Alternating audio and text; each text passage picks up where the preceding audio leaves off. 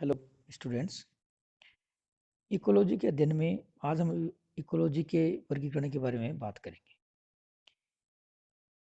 ये जो अध्ययन है हम BA third year environmental geography general निवास यूनिवर्सिटी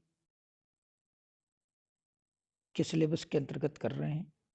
तो आज करेंगे क्लासिफिकेशन ऑफ इकोलॉजी।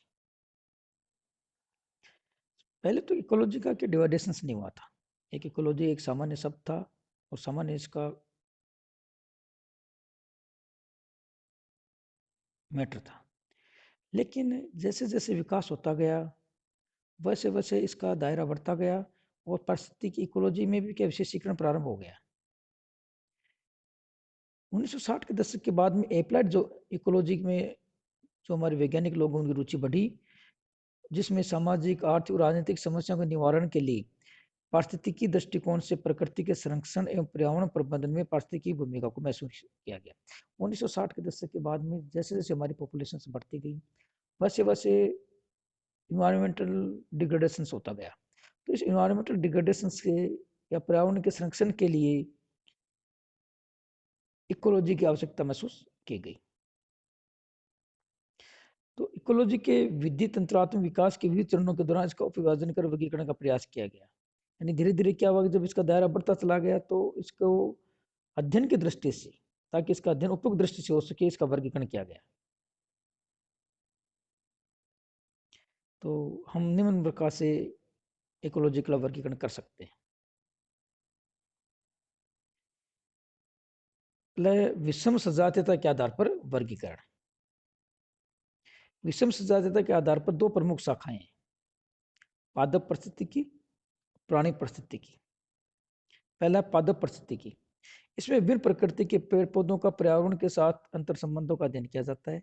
सूक्ष्म स्तर पर वनस्पति के छोटे छोटे समुदायों का अध्ययन किया जाता है, जैसे वन पारिस्थितिकी में सागौन पारिस्थितिकी, पाइन एवं ओक पारिस्थितिकी आदि विशिष्ट अध्ययन किया जाता है।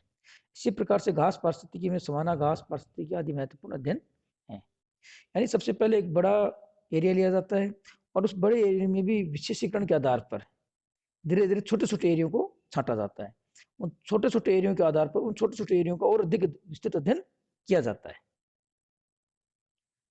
जैसे पादप पारिस्थितिकी में पहले हमने वनस्पति के बड़े क्षेत्र को चुना, वृक्षों को चुन लिया, वृक्षों में फिर अलग अलग प्रकार के वनों को चुन लिया, वनों में फिर हमने अलग अलग प्रकार के पेड़ों को चुन लिया। इस प्रकार से बड़े लेवल से छोटे लेवल की ओर अध्ययन ले जाया जाता है, जिससे कि सूक्ष्म से सूक्ष्म अध्ययन भी संभव हो सके। सेकेंड नंबर पर जंतु पारिस्थितिकी, एनिमल इकोलॉजी। जंतु पारिस्थितिकी में पृथ्वी पर पाए जाने वाले विभिन्न जीवों का पर्यावरणीय प्रभावों के संदर्भ में अध्ययन किया जाता है। सूक्ष्म स्तर पर मत्स्य पारिस्थितिकी, अणुजैविक पारिस्थितिकी, कीट पारिस्थितिकी आदि विभाजन महत्वपूर्ण है। उपयुक्त वर्गीकरण अत्यंत सूक्ष्म होते हुए भौगोलिक दृष्टि से एक दूसरे से घनिष्ठ रूप से अंतर संबंधित है। ये एनिमल इकोलॉजी। एनिमल इकोलॉजी में क्या है, सबसे पहले एनिमल इकोलॉजी के एनिमल्स के बारे में बात की जाती है, उसके बाद में एनिमलों का विभाजन कर दिया जाता है। जैसे मछली इकोलॉजी, बैक्टीरिया इकोलॉजी, विभिन्न प्रकार के एंटीसेक्स इकोलॉजी आदि प्रकार से अलग अलग प्रकार से वर्गीकरण कर दिया जाता है। सेकंड, निवास क्षेत्र के आधार पर वर्गीकरण, यानी हैबिटेशंस के आधार पर वर्गीकरण। पर्यावरणीय कारकों उच्चावच, मृदा, सूर्यताप, जल, जलवायु आदि के प्रभाव के कारण निवास क्षेत्र में भिन्नता आ जाती है। क्या जाती है? निवास क्षेत्र में भिन्नता आ जाती है। उच्चावच के कारण, मृदा के कारण, सूर्यताप के कारण, जल की उपलब्धता, जलवायु आदि में भी भिन्नता आती है। तो उसके आधार पर जो जीव होते हैं उन जीवों के निवास स्थान में भी भिन्नता आ जाती है। जीव जंतुओं में एक निवास क्षेत्र से दूसरे निवास क्षेत्र में अंतर पाया जाता है। इसके आधार पर आवास पारिस्थितिकी का विकास हुआ है। आवास की स्थिति के अनुसार पुनः सूक्ष्म स्तर पर वन पारिस्थितिकी, स्वच्छ जल की पारिस्थितिकी, झील पारिस्थितिकी, द्वीप पारिस्थितिकी, सागरीय पारिस्थितिकी तथा पर्वतीय पारिस्थितिकी रूप में वर्गीकृत किया जा सकता है। यानी निवास क्षेत्र के आधार पर जो वर्गीकरण है उसके बाद में उसको पुनः छोटे क्षेत्र पर वर्गीकरण कर सकते हैं, जैसे कि वनीय इकोलॉजी, स्वच्छ जल इकोलॉजी, झील इकोलॉजी, द्वीप इकोलॉजी, सागरीय इकोलॉजी आदि। संगठन के स्तर के आधार पर वर्गीकरण। तीसरा जो वर्गीकरण का प्रकार है वह संगठन के स्तर के आधार पर वर्गीकरण। इस वर्गीकरण का मुख्य आधार किसी विशिष्ट पारिस्थितिकी तंत्र के एकाकी जीवन का अध्ययन है। इसमें विभिन्न जीवों के मध्य पारिस्थितिक के संबंधों का अध्ययन किया जाता है। इस आधार पर दो प्रमुख शाखाओं में विभाजित किया जा सकता है, स्वपारिस्थितिकी ऑटो इकोलॉजी एवं समपारिस्थितिकी सेन्यो इकोलॉजी। तो संगठन के आधार पर दो हैं, स्वपारिस्थितिकी और समपारिस्थितिकी। पहला है स्वपारिस्थितिकी। इसमें किसी जीव विशेष अथवा एक ही जाति के सभी जीवों के सामूहिक जीवन पर पर्यावरण के प्रभावों का अध्ययन किया जाता है। सामूहिक जीवन में प्रजनन व वितरण आदि तत्व सम्मिलित हैं। स्वपारिस्थितिकी में जीवों के जीवन चक्र, अनुक्रमण, उनकी वृद्धि एवं विकास की विभिन्न अवस्थाओं को प्रभावित करने वाले कारकों का अध्ययन किया जाता है।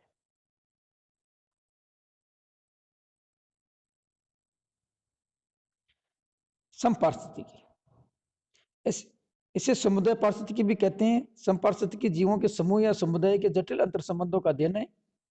पृथ्वी पर समस्त जीवधारी परस्पर एक दूसरे को प्रभावित करते हैं तथा अपने आवासीय क्षेत्रों के परिवर्त प्राकृतिक दिशाओं के साथ ही अंतर क्रिया करते हैं। इस प्रकार समपारिस्थितिकी या समुदाय पारिस्थितिकी के अंतर्गत पादपों और जंतुओं की विभिन्न जातियों के मध्य तथा पर्यावरण में सजीव तंत्र के मध्य पाए जाने वाले पारस्परिक संबंधों का अध्ययन किया जाता है। विभिन्न पारिस्थितिकियों के अनुसार समपारिस्थितिकी को पुनः निम्नलिखित उपविभागों में विभाजित किया जाता है। यानी समपारिस्थितिकी है, उस समपारिस्थितिकी को अब अलग अलग भागों में और डिवाइड किया जा सकता है।